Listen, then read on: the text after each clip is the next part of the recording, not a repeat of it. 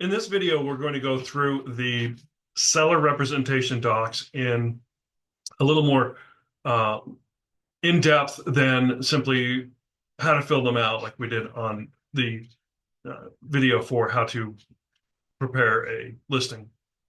So let's start with the required documents. We're going to go ahead and open those up again. Affiliated business arrangement disclosure. This is the exact same form as we use with both buyers and sellers. It's required for us to disclose that Prime Real Estate Experts has an ownership interest in two companies, Ultimate Home Lending and Real Advantage Title. We don't receive any particular compensation or any different treatment because we have ownership interest in those. But if your seller chooses to go with Real Advantage Title as their title company,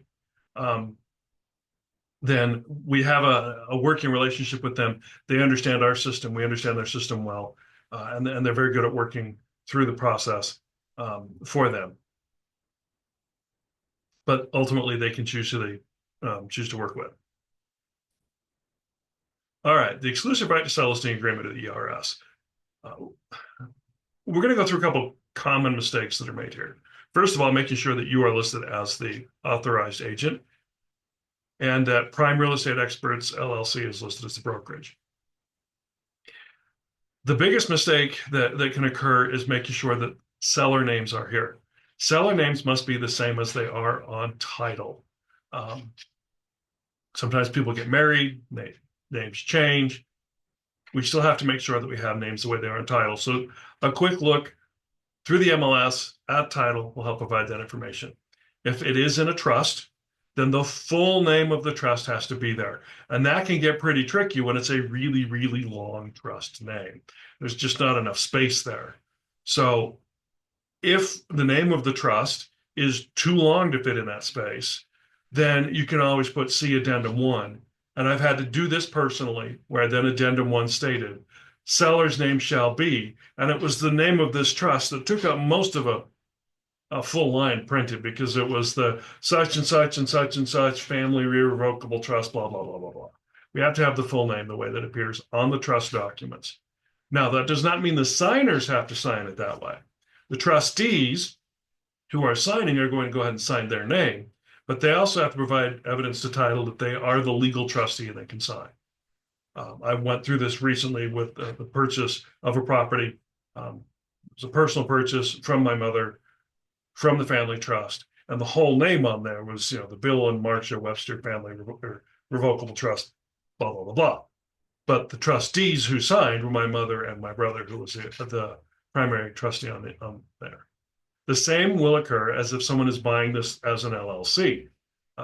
Assisted with a client who was purchasing a property that they were purchasing it through a business LLC. It was a business property. It's where they're going to be conducting business.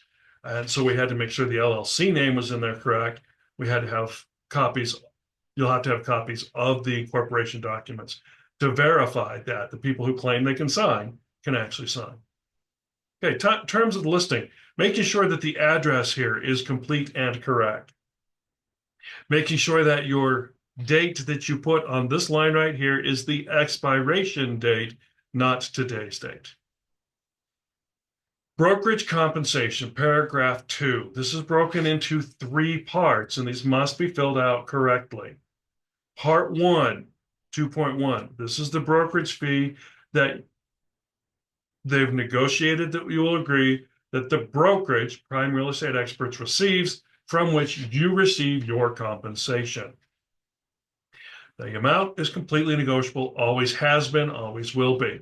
Understand that this dollar amount is if you are paying for your transaction coordination and you don't want it to come out of your split, your share of the compensation agreement, then you can have the seller pay that dollar amount. That means they would pay $300. So if it was a $500,000 home, they'd pay $15,000 and another $400. And in the escrow instructions, title is instructed that $15,000 is for the brokerage compensation. The $400 goes to the brokerage to then be used to pay for transaction coordination. We're going to skip 2.2 for just a moment because it's a unique paragraph. 2.3 is what most sellers are going to look at next is if they are offering any kind of compensation for buyer agent brokerage, what that is, either a percentage of the gross acquisition price. So before any seller paid concessions. So again, $500,000 home, but if they offered $10,000 in compensation, this states that it's on the $500,000 amount, not the $490,000 that they're really going to be receiving for the property. Or they can choose to simply put a blank dollar amount in there. Now, if nothing is in here, if they put 0 and 0, then that indicates that they are not offering any kind of compensation to a buyer agent, and that the buyer agent is now going to be responsible for negotiating directly with their buyer for the compensation. Sellers need to understand that that has always been a part of the process, was always been negotiable. There is no standard rate of 3%. However, if they choose not to offer any kind of compensation, statistically, it does put them at a disadvantage because buyers may not be in a position where they can pay an additional buyer compensation outside of closing. And until recently, veterans and active duty using the VA homebuyer benefit were not allowed to do that according to the rules of using a VA loan. They may now do that. However, they may not have the buyers, regardless if they're using FHA, VA, or conventional compensation, may not have an additional 3% available to cover that compensation amount. So it's going to it could put your seller at a disadvantage. But it's the seller's choice. Now, 2.2 is unique to the REPC now, and that is understanding that there's a potential for an unrepresented buyer to come to an open house or to come to see the home. And they're choosing not to work with an agent. Now, what that means is the seller does not have to pay them a buyer agent commission. In fact, they can't pay them a buyer agent commission because they're not a registered agent. But that puts more work on you as their seller's agent and to some extent on them a little bit as a seller, because you're going to have to be working extra diligently to make sure that the transaction goes through properly. You don't represent the buyer, but you can provide the forms for creating an offer to a blank form to the buyer, but you can't fill it out for them. You can't tell them when they're supposed to schedule an inspector, but you may have to be there to let the inspector in or follow through the inspector. It creates extra burdens for you to make sure that everything is going smoothly, even though you don't legally represent that other side. So you may choose, since they're not going to be paying whatever it was negotiated as a buyer agent commission, you may choose to take all or a portion of that as compensation for the additional liability that you're going to be exposed to in representing them. Seller may say, hey, if they're coming in unrepresented, you're already getting 3%. But understand, you can't get any more than what these two are, than what it says here, 3%. But if you add the 1% or 2% or whatever amount, then it's 3% to represent them, regardless of who buys the home. It's this amount additional because they're unrepresented. Now, this form box right here, seller does not authorize the company to enter into a written compensation agreement with the buyer's brokerage. As was mentioned briefly in the video on how to access these and create and fill out the forms, there are multiple compensation scenarios available under the modern compensation model. One of those includes a form that is a compensation agreement. That's a brokerage to brokerage compensation agreement. And that exists when a seller has already indicated that they're offering a buyer agency commission for a specified amount. And the buyer agent and their brokerage are receiving the compensation directly from the selling brokerage. It is a separate form. It is not part of the offer process. It is a separate form that is completed typically at the time the offer is created and then is agreed to by both sides. And it's listing brokerage A agrees to compensate buyer brokerage Z this specified amount, either percentage of purchase price or dollar amount. And then escrow instructions go from there. Seller needs to understand that that is, of course, going to be whatever amount was agreed to here on paragraph 2.3, authorization of offer compensation to buyer brokerage. By marking this, it means that they don't want to see the form done that way. Now, in practice, what is beginning to develop is that most brokerages are recommending that this be handled through the REPC and be in part of the purchase contract, where it's already listed in the purchase contract in paragraph 5 where that would be. It's your practice, it's your preference as to whether or not your seller prefers to go that route. Okay, seller's brokerage funds due and payable. This is the reminder that when you sell a property, there are things due and payable. Among these, of course, is that the brokerage fees are due and payable. And that's if it's a purchase, the effective date of a lease, or option. You have to pay the brokerage. Protection period. Again, this is negotiable, but this is that period post expiration date that if a buyer who initiated the buying process with the seller comes in and completes it, or if they choose to go and sell with another agent to someone that you had started the process with, they could be obligated to pay not only their new seller the compensation, but they'll be obligated to pay our brokerage compensation as well. So they could find themselves in a dual compensation agreement, or if you find out that they canceled and went with another agent without telling you, or were working with another agent without telling you, they could put themselves in that kind of situation. Warranties and disclosures. This is where the seller warrants that they're going to provide accurate information, that we are responsible and have a fiduciary duty of loyalty to them, and confidentiality to them, but also honesty to the buyer side. So that basically, in a nutshell, I'm not going to lie for you.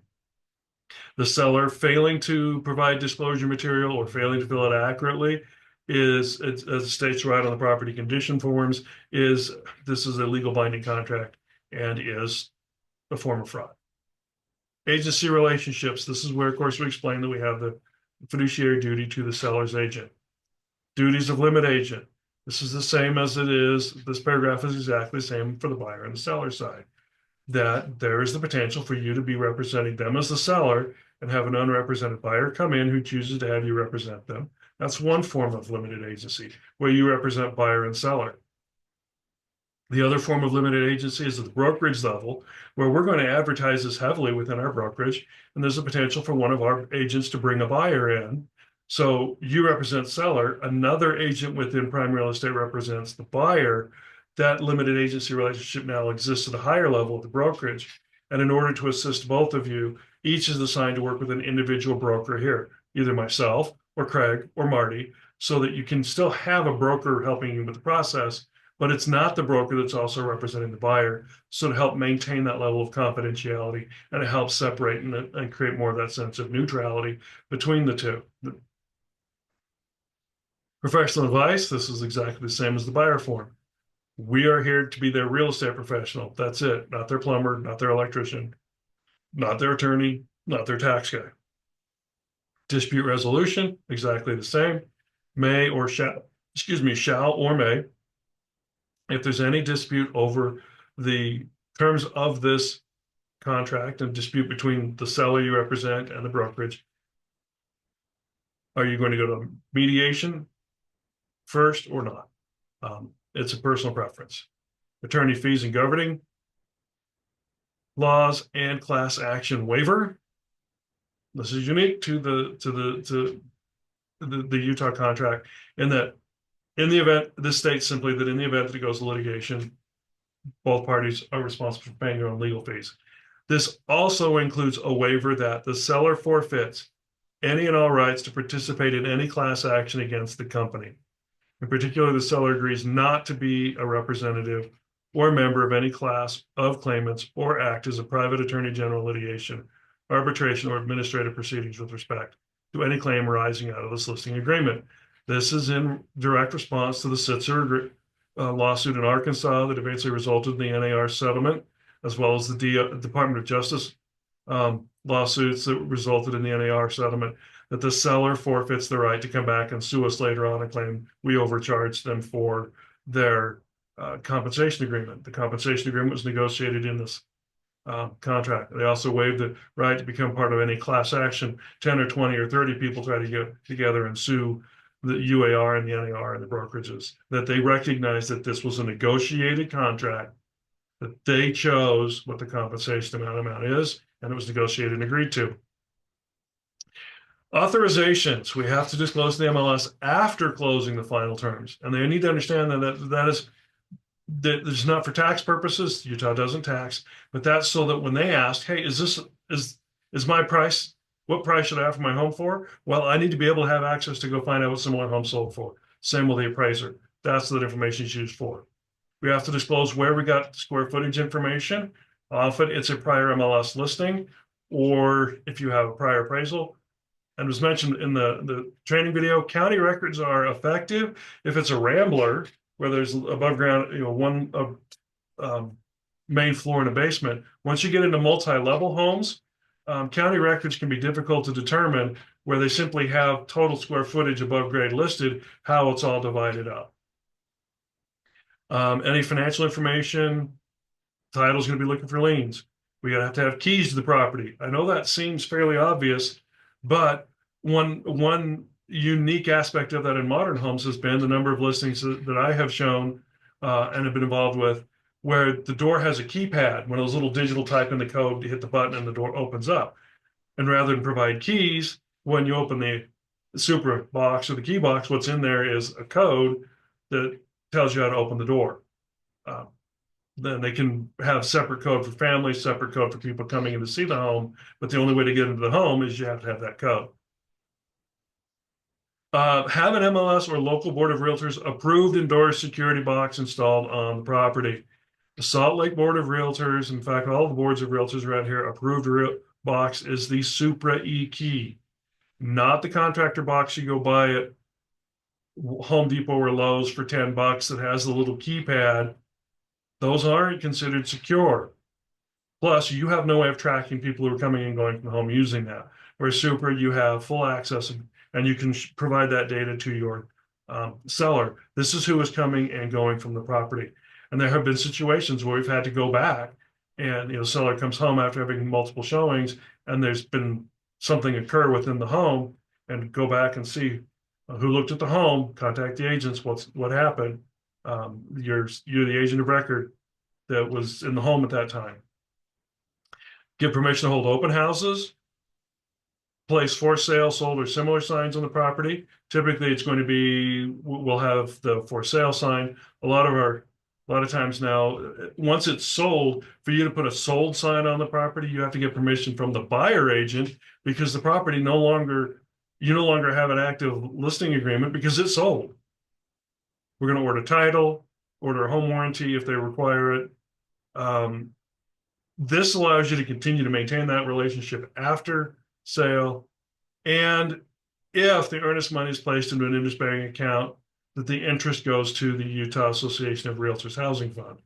We choose as a brokerage not to have an interest-bearing trust account. We have a non-interest-bearing account, so we don't have to worry about that. Personal property. This is a reminder they need to put personal stuff away, and not just jewelry, obviously, but medications need to be put in a safe place. I have been in multiple homes where guns have been out in the open.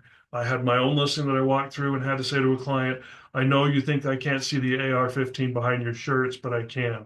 Weapons need to be put away, absolutely locked up. We do everything we can as an agent to verify. Agent showing the home should have someone walking through, obviously should be walking through. They shouldn't be standing out front letting people walk through.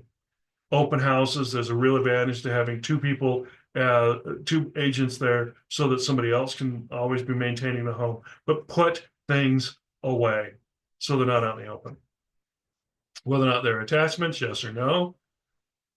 FIRPTA, if the seller is a foreign individual, in other words, does not have permanent residency status in the United States, or is a foreign investor, then this has to be indicated, because the IRS requires that title withhold an anticipated amount of taxes on the property gains.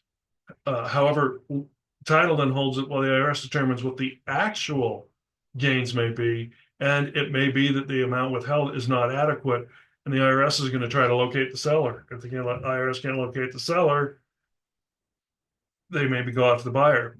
Seller also has to provide tax information to the IRS so that it can be adequately covered. We're going to follow equal housing. We can use digital forms. Due on sale. This has become more of an issue in the current market where seller finance opportunities are coming up. Due on sale is a reminder that when the sale of the property occurs, there are certain things that have to be covered. All underlying debts secured by the property. This includes your primary mortgage, your secondary mortgage, any universal credit against the home, typically used for your solar panels. Any debt secured against the property have to be paid. That may also include outstanding, in the state of Utah, outstanding child support or alimony if there is an active case with the Office for Recovery Services, any mechanics liens for services done for the home. All those have to be paid. Now, that seems fairly straightforward. In a traditional sale where the home is sold and all those are paid off, they go away. But if a seller is trying to do a seller finance where they take a down payment from a buyer and then have the buyer take a wraparound loan where the buyer takes over the existing loan and makes the payments that way. Typically, with the seller finance, the way the seller continues to make money is they have to at least cover what the monthly payment was, and if they were getting a killer interest rate, then maybe 1% interest rate higher. But then, so buyer makes payment to the title company that has the arrangements. Title company makes payments to the mortgage company and sends a residual off to the seller at the end of the year. All the tax documents prepared, all that has to go on. That was fairly common practice when interest rates had been fairly stable, between 5 and 7%.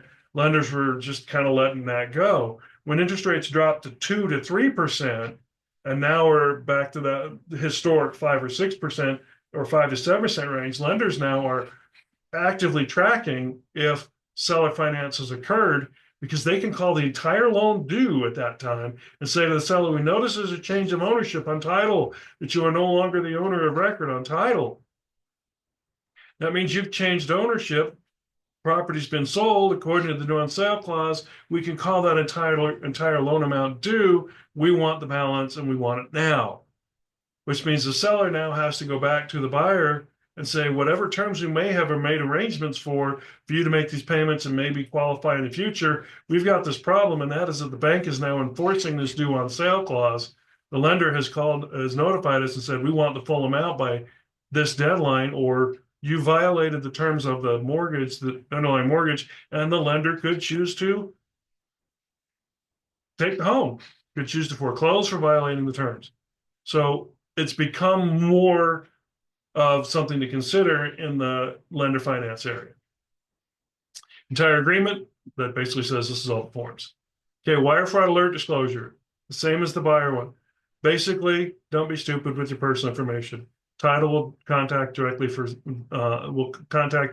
seller directly for any information, particularly information with a sensitive nature, such as names, birth dates, social security numbers. Sometimes that information is necessary in order, once title pulls a preliminary report, if it shows liens against the property that the seller wasn't aware of, it could be that there's an old lien that didn't get cleared, or what I learned from my attorney brother who dealt with collections, John Smith owes R.C. Willey $5,000 for furniture, defaults on making his R.C. Willey payments. R.C. Willey goes to court, gets a judgment. John Smith doesn't show up. It goes default. They don't know where John Smith is, so they just put a lien on every property with the name John Smith as owner. John Smith then goes to sell his house, different John Smith, but lo and behold, John Smith shows up as having judgment against the property, owing $5,000 to to RC Willey. And he said, I never shopped at RC Willey. Well, the way they verify that is through full given name, social security, title, then contacts and clears it off. That may have to occur in order to present a clean title without clouds to the seller, or to the seller and then to the buyer. And again, that's all done through SecureCom. Okay. MLS exclusion form. This again is the form that if the home is not ready to go on the market right now, which most aren't, then on the MLS, this is submitted to indicate that the seller is not putting it on the MLS immediately, but will in the future. Box 1 is for a specific date in the future. Box 2 is most common, when everything's ready to go. Box 3, very infrequently, if it is typically an investor level of home that is just being sold in its current condition, nothing's going to be done to it, and they don't want to put it out of the public. However, that means it's not marketed. There's not going to be a for sale sign out front. You as an agent cannot put it out there publicly on Facebook, KSL, Zillow, anything that's public, you can't do.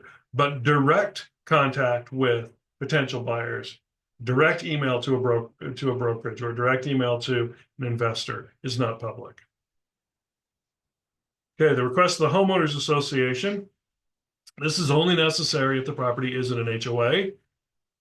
You'll notice that we have to put in the homeowners community association name here, and there more and more frequently there's a contract with the HOA management company that will do that.